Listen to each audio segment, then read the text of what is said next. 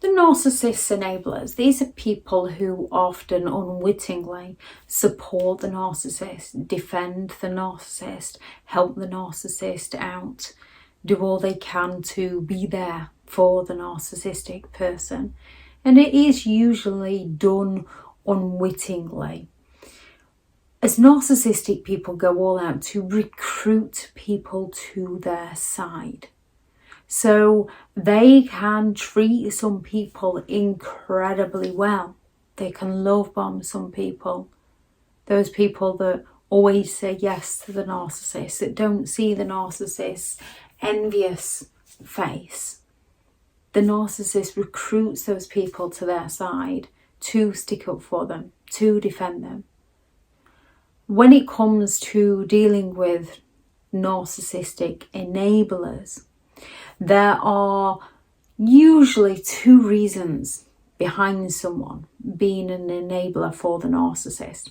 Either they are narcissistic within themselves, so they see some of their own behaviours within that narcissist that they don't want coming to light about themselves, so they're willing to play down the narcissist behaviour in order to protect themselves. Now, we can all behave in narcissistic ways. Doesn't mean we all do, and it doesn't make us all narcissistic people. Especially when we were young toddlers, 2-year-olds or teenagers, we can have behaved in narcissistic ways at those ages. That doesn't make us narcissistic people, especially when you've learned from your mistakes. Enablers that are narcissistic themselves, that aren't willing to see the wrong in themselves, will put all others down who dare to call a narcissist out on their behaviours, even though the other person might not know about their behaviours. Other times, an enabler is someone who simply does not have the life skills to understand what the narcissist is doing. An enabler is somebody who is just being treated so well by the narcissist that they can't see that that narcissistic person would ever have a envious face and a toxic side to them. An enabler can be someone who is just being lied to and deceived. An enabler can be somebody who is compassionate and believes they're doing the right thing by the narcissist. And this is why in some cases, yes, we should support others, but in other cases, we need to butt out unless we know the full information, because it can become that compassionate narcissism where we become a flying monkey supporting the narcissist, where once we were an enabler supporting them, because of the narcissist games with that other party, we can then go all out to try and help the narcissist, not realising that we're helping the narcissist sabotage somebody else. Because we don't have all the facts. We don't have all the information. We have the narcissist's word. And their words are very exploitative, very convincing, and very manipulative. Now, when it comes to enablers, one of the most hurtful things is when you have a narcissistic parent and the other parent, your other parent, enables that narcissist. However, it's also hurtful when you just speak out and people enable them, when the narcissist family stick up for them and defend them. Again, a narcissist can come from a very narcissistic family, or they might just have not witnessed that side to the narcissist. So sometimes we do have to take what narcissistic enablers say with a pinch of salt and recognise that perhaps they just do not see it. And it's not our job to get them to see it. It's our job to recognise that this person is not interested in listening to us. This person is not willing to see. So let's step away and see if one day they do, unfortunately, see for themselves. And then it's up to us whether we want to be there for them or whether we've just moved our way out of that circle and we don't have anything to do with them anymore. So when it comes to enablers, One of the first things that narcissistic enablers tend to do is make you believe that it was your fault. When you're dealing with a narcissist, you're usually already questioning whether it was your fault, which is why you're then speaking out to somebody to sort of get the validation in the situation as to what is happening, and they validate that it was your fault, which is very confusing, as it's not your fault, and deep down somewhere you know it's not your fault, which is why you're looking for those answers. So you can tell somebody what the narcissist has done and they can just turn around and say, well, what did you do? We're all capable of doing this. We're all capable of doing this, especially with young children. When a child comes running up to you and says, so-and-so has just done this to me, we are all capable of turning around to that individual child and saying, what did you do? We're not looking to blame the child. We're just looking to find the full story as to what has happened. However, it is hurtful when people turn around and say, what did you do? Most of us need to rephrase that in some way to more of, tell me what happened, so that we can gain more information before making a judgment. One of the other things is an enabler can turn around and say, well, I've never had a problem with them. When you're being love bombed by a narcissistic person, you're not going to have a problem with them. They're going to treat you better than anyone ever has. When you're jumping through hoops to serve them and saying yes, absolutely everything, you're not going to have a problem because they're getting their own way until they get bored or find a new source of supply or get envious of somebody new or get envious of you. Then the mask drops and they show their true colours. Some enablers might just turn around and say, well, perhaps you should give them space. Perhaps you should give them time. Yes, we all know that at times we perhaps should give somebody space. However, when it's a repeat pattern of behaviour, it's not space that that person needs, it's consequences so that they can learn how their behaviour affects others. When you had narcissistic parents, they might just turn around and say, well, you were a really difficult child. Well, you were hard work. Kids are hard work.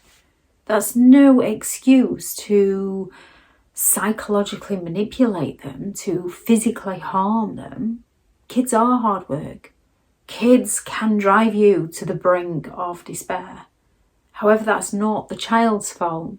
That's the adult who's got to be adult enough to recognise the situation and that the child is just learning and developing and growing. We can all get pushed to a point we should not be at, and children, especially 2-year-olds, know exactly how to drive you to that point before they revert back into that lovable toddler again that you just can't help but find amusing in some way because they're so cute.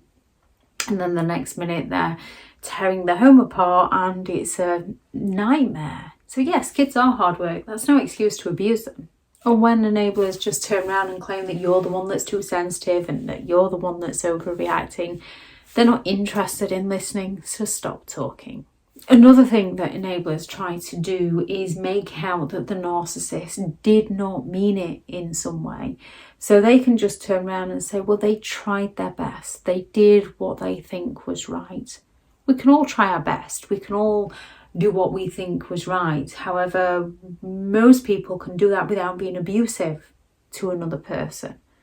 Narcissistic people will be abusive towards someone and then just say, I'm just trying my best.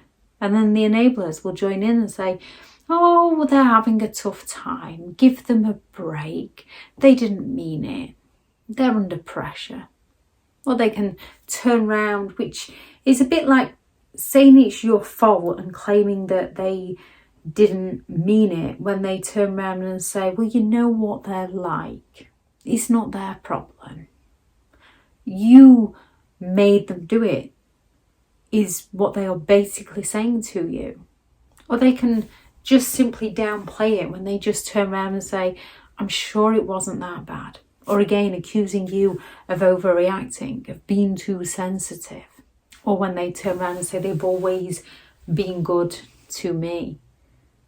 So when it comes to enablers, they tend to either make out that it was your fault, or claim that in some way they didn't mean it, or go around downplaying their behaviour, which is all a part of gaslighting.